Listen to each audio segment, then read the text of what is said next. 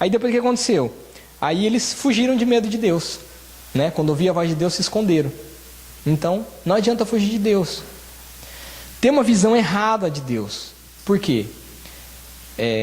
Eu já cheguei a pensar que Deus não me perdoaria pelos meus pecados. Passei, não, Deus não vai me perdoar, não tem como me perdoar. Pelo que eu fiz, não tem como. Eu já pensei isso também. Mas por quê? Por falta de conhecimento de Deus. Por achar que Deus é homem. Deus não é homem. Deus não é homem, Deus não é ser humano. Deus está muito além disso.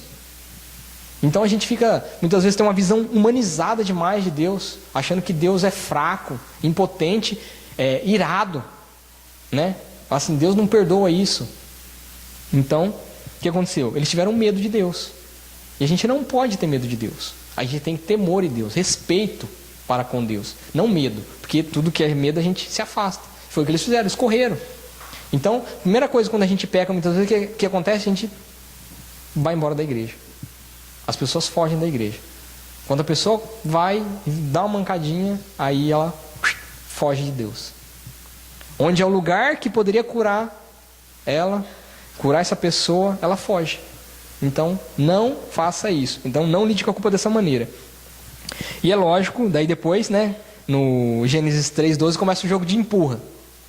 Por que, Adão, que você pecou? Não, foi por causa da mulher que o Senhor me deu. Então ele jogou, ó Deus, o Senhor é o culpado, a mulher é a culpada.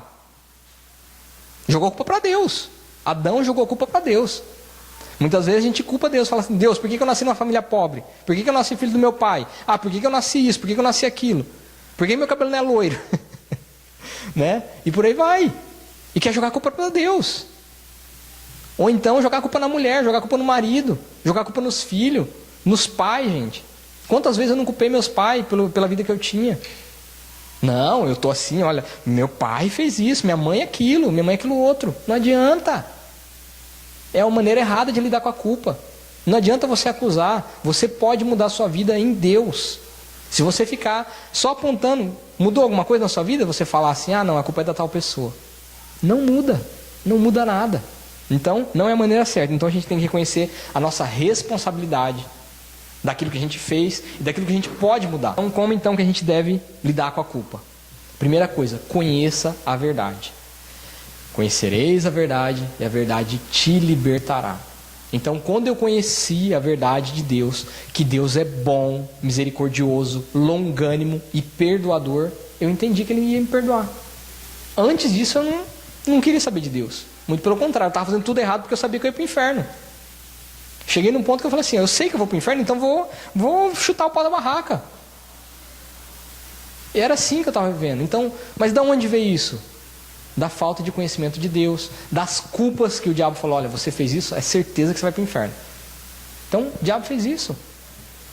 Então, o diabo age dessa maneira. Então, você tem que conhecer a verdade.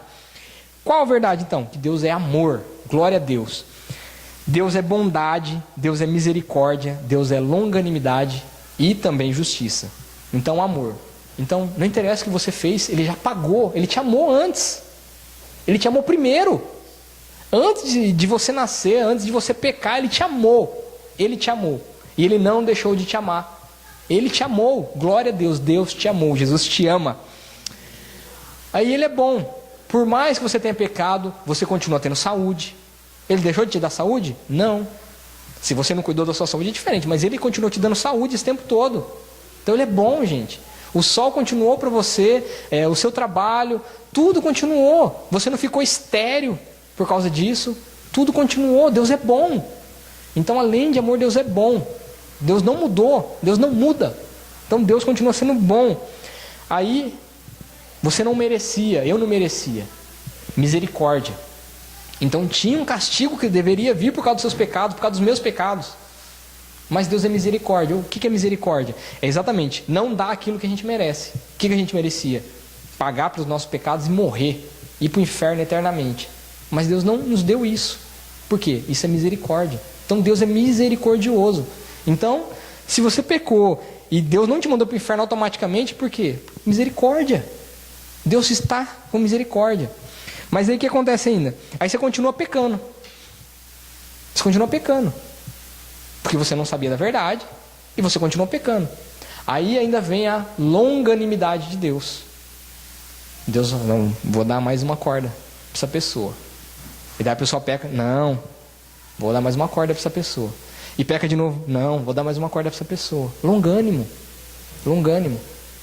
Então, ele vai indo, ele continua te abençoando, ele continua querendo te perdoar, ele continua não exercendo a justiça, mas sim misericórdia, continua amando.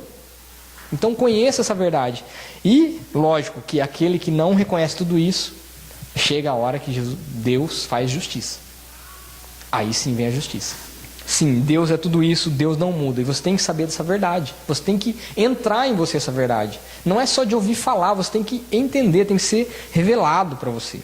Então, a outra coisa que você deve saber então, conhecer essa verdade. Aí você tem que conhecer a outra verdade que é, nós somos pecadores. A palavra de Deus diz assim, porque todos pecaram e estão destituídos da glória de Deus. Todos pecaram. Não interessa quem pecou mais, quem pecou menos. Todos pecaram. E o nosso pecado é pecado de morte. Então, pecado é diferente de culpa. Muitas vezes a gente pensa que pecado e culpa é a mesma coisa. Não é. Por quê? Porque criança tem pecado. Mas até um determinado momento ela não tem culpa. Então ela é salva. Não é isso que a gente fala? Que criança é o reino dos céus é das criancinhas? Por quê? Porque criança tem pecado, mas não tem culpa. É diferente. Então você tem que ter pecado, como as crianças, mas não ter culpa. Então pecado a gente vai ter. Só que quando a gente peca, o que a gente faz? Deus, me perdoa, em nome de Jesus. Aí sai a nossa culpa. Deus nos perdoa. A gente continua sendo salvo, como as crianças. Mas o diabo quer exatamente o contrário, quer que a gente fique culpado e continue culpado para a gente ser condenado como ele. Então, pecado então é diferente de culpa. Então, nós somos pecadores, não culpados. Temos que ser pecadores, sim. Errar, mas reconhecer que Deus é perfeito. Glória a Deus. A outra verdade que nós temos que conhecer é que Jesus pagou a nossa dívida. Ele pagou. Você não deve mais. Então, qual que era a consequência dos nossos pecados? O salário do pecado é a morte. Nós deveríamos morrer. Simplesmente, nós deveríamos morrer. É esse o nosso salário. O salário do pecado é a morte. Mas o dom gratuito de Deus é a vida eterna. Glória a Deus. Colossenses 2, 13 e 14 diz assim: E quando vós estáveis mortos nos pecados e na incircuncisão da vossa carne, vos vivificou juntamente com ele, perdoando-vos todas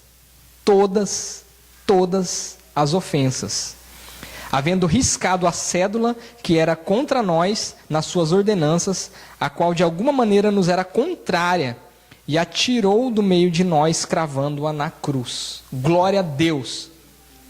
É como você assinar uma promissória, é um termo que você assina dizendo que você está devendo. E daí, é como se fosse parcelado, só que promissória. Em vez de você usar cheque, então você assina promissórias.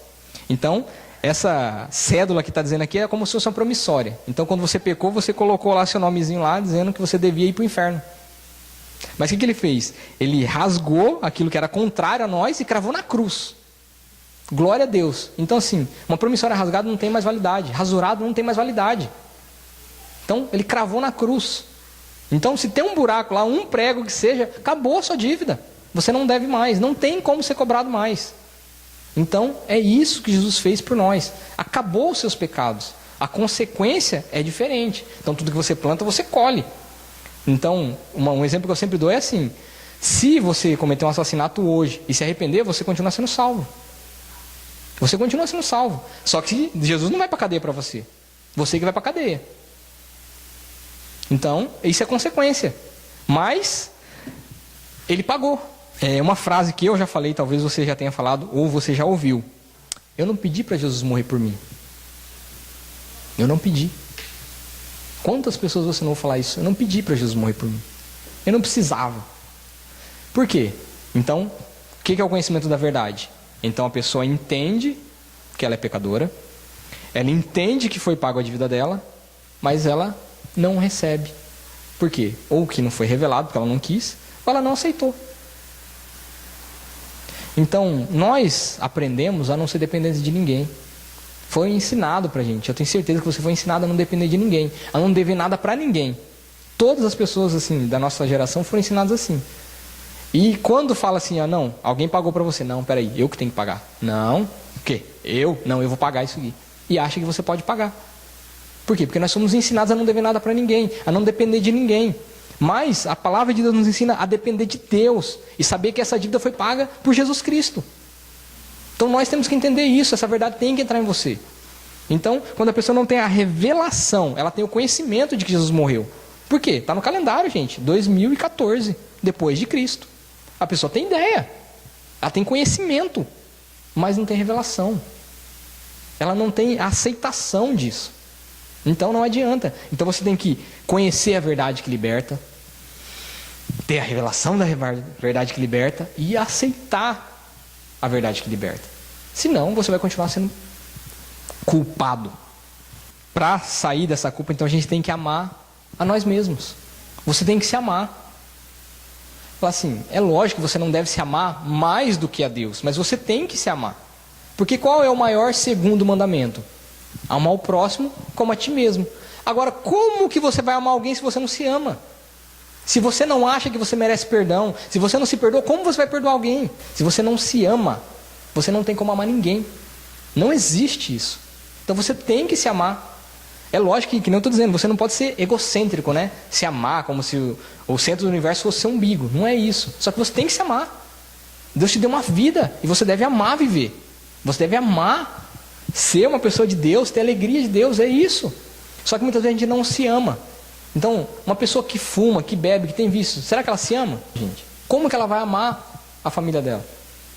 Porque se ela amasse a ela mesma, ela poderia dar amor para as outras pessoas, mas ela não tem para ela. E aí, ela não consegue cumprir o segundo mandamento e automaticamente não vai conseguir cumprir o primeiro. Então você deve se amar sim.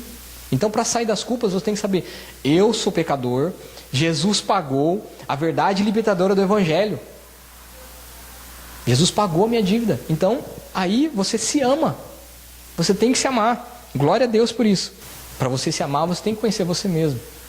Uma das coisas até que eu comentei com o Edson uma vez, né? Eu falei que eu e a Val, a gente discutia muito no começo, porque a gente estava andando assim, daí começava um dar patada no outro, até que a gente percebeu que era fome, igual criança, quando está com fome, começava a dar patada um no outro. Mas enquanto a gente não tinha o conhecimento de nós mesmos, a gente vivia brigando. E a gente não sabia por que a gente estava discutindo. Por quê? Porque estava irritado por causa de fome. Então hoje, quando a gente está andando assim, que um dá uma patada no outro, fala, peraí, vamos comer. Vamos comer. É fome, é igual criança. Mas é um conhecimento de si mesmo. Parece brincadeira, mas era muita discussão. Muitas vezes você não sabe o que te irrita. E daí a pessoa faz, e daí você começa uma discussão. Daí a pessoa fala, nossa, mas que tempestade num copo d'água, por quê? Porque você não se conhece. Você não sabe o que te irrita. Você não sabe porque você gosta do que você gosta, porque você não gosta daquilo que você não gosta. Então você tem que se conhecer. Você tem que se amar, você tem que entender por que você pensa o que você pensa. Foi um pensamento que foi moldado, como aquele que eu disse, que está sendo colocado no Facebook, foi semeado na vida da pessoa e a pessoa internalizou aquilo e agora está vivendo como se aquilo fosse uma verdade. Então, da onde saem os pensamentos que a gente tem? Por que a gente pensa? Por que a gente tem o padrão moral que a gente tem? Foi passado para a gente de alguma maneira. Então você deve se perguntar o óbvio. Um dos erros de comunicação é exatamente achar que a pessoa entendeu o que você está falando.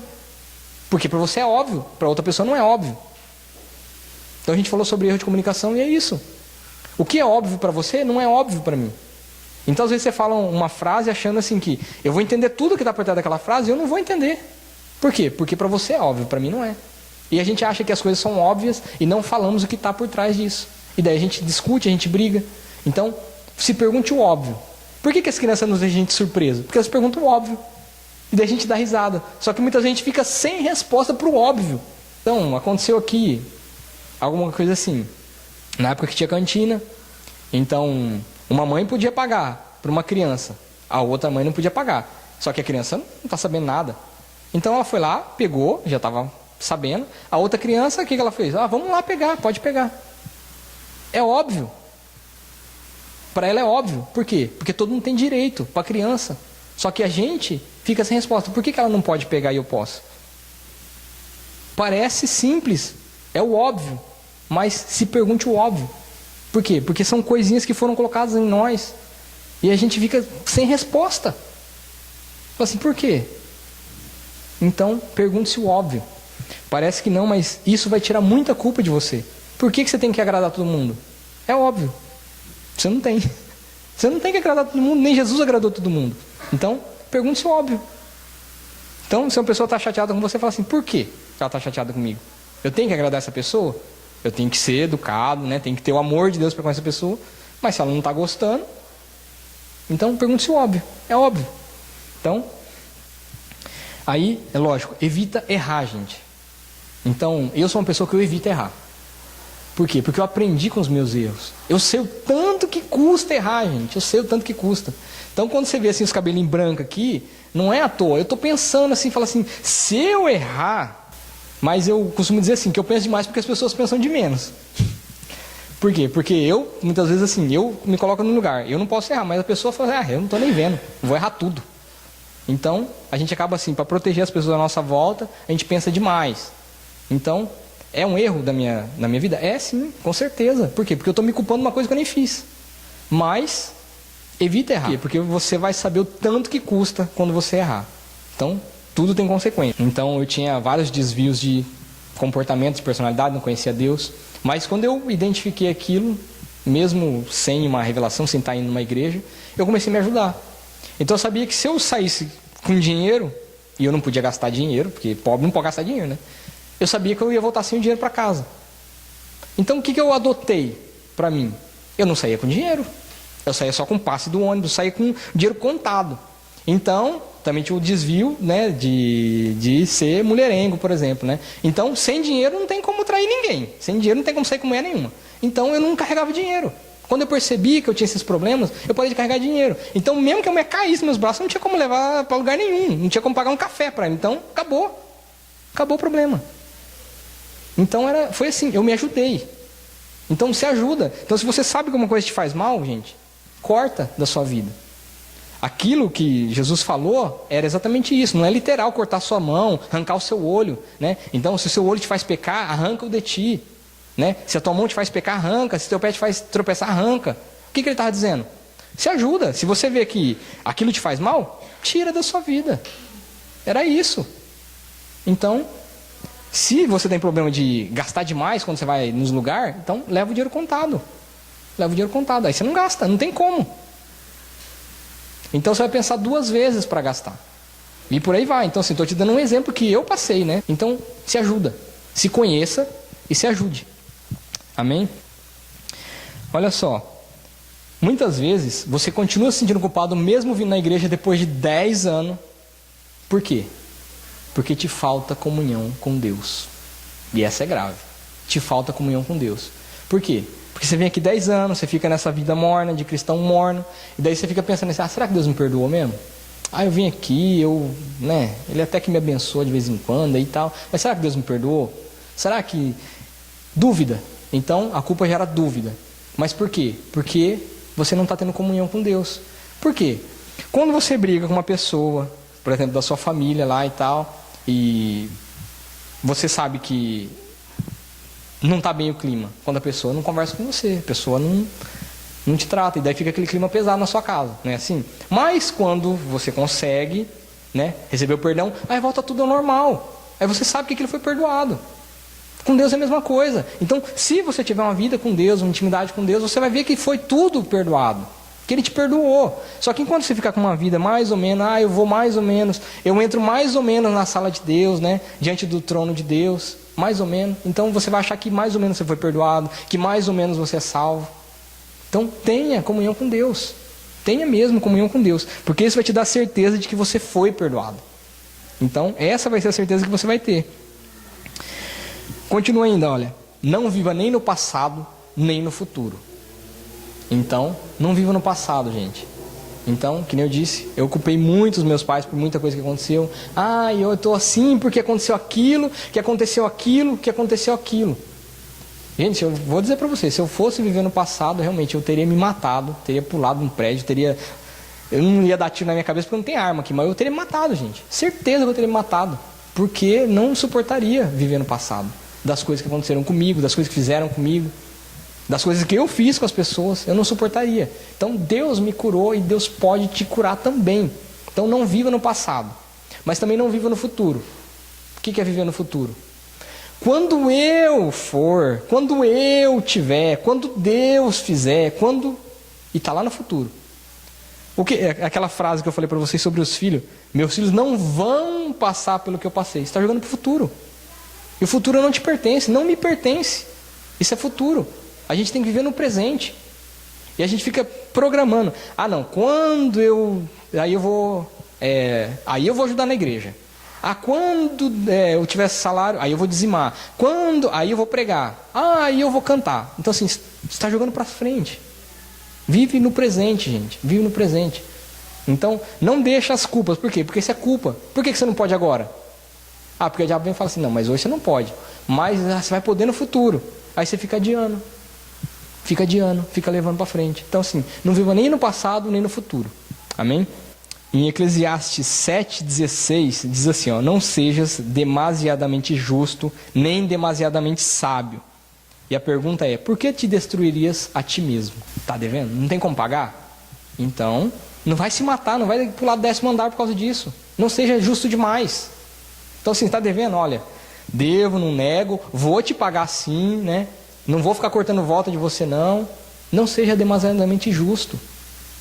Nem muito sábio. Por quê? Ai, eu não poderia pecar desse jeito. Que nem eu disse. Eu não poderia. Não, a outra pessoa sim. Eu não. Eu sou sábio demais. Não queira ser sábio demais não.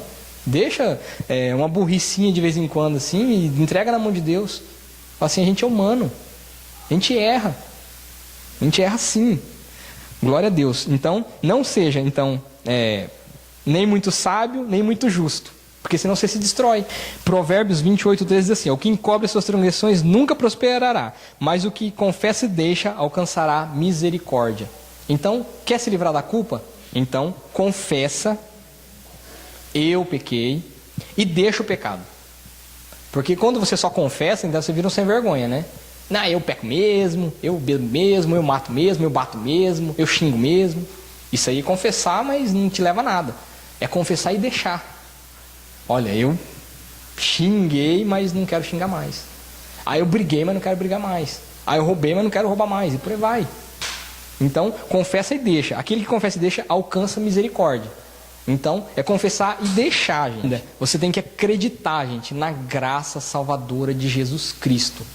Porque tem gente que acredita na graça de Deus para ser curado, na graça de Deus para isso, para aquilo, outro, mas não acredita que Deus pode curar os pecados, pode perdoar os pecados. Acha que vai ter sempre essa marca na sua vida do pecado que você cometeu e que Deus nunca vai olhar para você e você nunca vai poder ser aquilo que Deus sonhou porque você não está acreditando na graça de Deus. Deus não é homem, gente. Você tem que entender isso. Deus não é homem. Deus, sendo perfeito, nos perdoa. Então, se perdoe também. Perdoa as pessoas também. Porque Deus, sendo perfeito, Ele perdoa os pecados. Então, não queira ser justo demais. Porque, não, Deus pode perdoar. Eu não perdoo. Eu sou justo. Cuidado. Não queira ser justo demais. Não queira ser sábio demais. Não se destrua. Amém? E... Hebreus 4,16 assim, ó, cheguemos pois com confiança ao trono da graça para que possamos alcançar misericórdia e achar graça a fim de sermos ajudados em tempo oportuno. Então, muitas vezes você vem aqui na igreja, você nem sabe o que está vindo. Você não vem com confiança. Ah, será que Deus vai me dar aquilo que eu estou querendo mesmo? Você nem pede mais, você nem ora. Você pede perdão só pelos pecados, mas você nem tem coragem de pedir mais bênção, porque você não chega com confiança diante do trono de Deus. O que está faltando muitas vezes é fé de que você pode receber. Então, como funciona a profecia, gente? Deus dá a profecia e é lançado para a igreja. Mas muitas vezes você não pega, não toma posse. E daí não vai acontecer. Eu posso vir na unção, o pastor pode jejuar 30 dias, 30 noites, chegar aqui para jogar. Se você não pegar, você não vai pegar. Não dá para a gente enfiar dentro de você. Não tem como. A bênção você tem que pegar, você tem que acreditar nela. Então é assim que funciona. Então eu posso orar por você ser isso, ser aquilo outro. Só que daí, ele orou lá. Acabou. Vai ficar nisso. Então, que nem eu disse, cristão de 10 anos que não vai para lugar nenhum. Por quê? Porque não chega com confiança diante do trono de Deus. E um dos maiores culpados disso é a culpa. Como que você vai chegar com confiança se você está se sentindo culpado? Você chega que nem cachorro que virou lixo, né? Chega de ladinho assim, rabinho entre as pernas. Eu não estou dizendo que você chegar exaltado diante de Deus, não é isso. Mas chega com confiança, sabendo, olha, meu pai pode me abençoar. É meu pai. É meu pai, gente. Não é o carrasco, não. Não é o padrasto, não. Não é aquela pessoa, não. É o meu pai. Então você tem que chegar com confiança para receber. Amém? 1 Pedro 4, 8. A parte B diz assim, olha. O amor encobre multidão de pecados. Gente, o amor de Deus é infinito. E ele encobre multidão de pecados. Ele encobre, gente. Não é isso que você cometeu que vai te afastar do amor de Deus. Nada pode separar do amor de Deus. Nem o alto, nem o baixo, nem potestade, nem principado. Nada pode separar do amor de Deus. Nada. Quem que pode separar do amor de Deus? Você mesmo. Quando você não vem, quando você fica com medo de Deus, quando você foge de Deus. Aí você se separa do amor de Deus. Mas nada pode separar do amor de Deus. Amém? E a intenção de Deus não é só que você seja curado de toda a culpa. É que você console outras pessoas com isso que você recebeu. Não é só para você ficar para você. Ah, recebi. Glória a Deus que recebeu. Só que agora não guarda só para você. Porque você está vendo muitas outras pessoas do seu lado culpadas de tantas coisas. Agora você tem o que falar para elas. Então, 2 Coríntios 1, 3 e 4 diz assim. Bendito seja o Deus e Pai de nosso Senhor Jesus Cristo, o Pai das misericórdias e o Deus de toda consolação, que nos consola em toda a nossa tribulação, para que também possamos consolar o que estiverem em alguma tribulação, com a consolação com que nós mesmos somos consolados de Deus. O perdão que você recebeu daquele pecado que você cometeu, e daí você vê a outra pessoa cometendo o mesmo pecado, você tem que consolar ela com a mesma consolação que você recebeu. Por isso que geralmente por exemplo, uma pessoa que foi prostituta, ela vai trabalhar com as prostitutas. O que foi viciado vai trabalhar com os viciados. Né? E por aí vai. O que teve problema no casamento vai trabalhar com casais. Entende por que isso acontece? Por quê? Porque a consolação que eu recebo é essa consolação que eu vou ajudar as outras pessoas que estão passando pela mesma coisa. Então, se você teve esse pecado na sua vida, é esse pecado aí, muitas vezes é a área que você vai trabalhar em Deus mesmo. É isso que Deus quer que você faça. Você recebeu isso na sua vida. E agora você tem que trabalhar na vida das outras pessoas.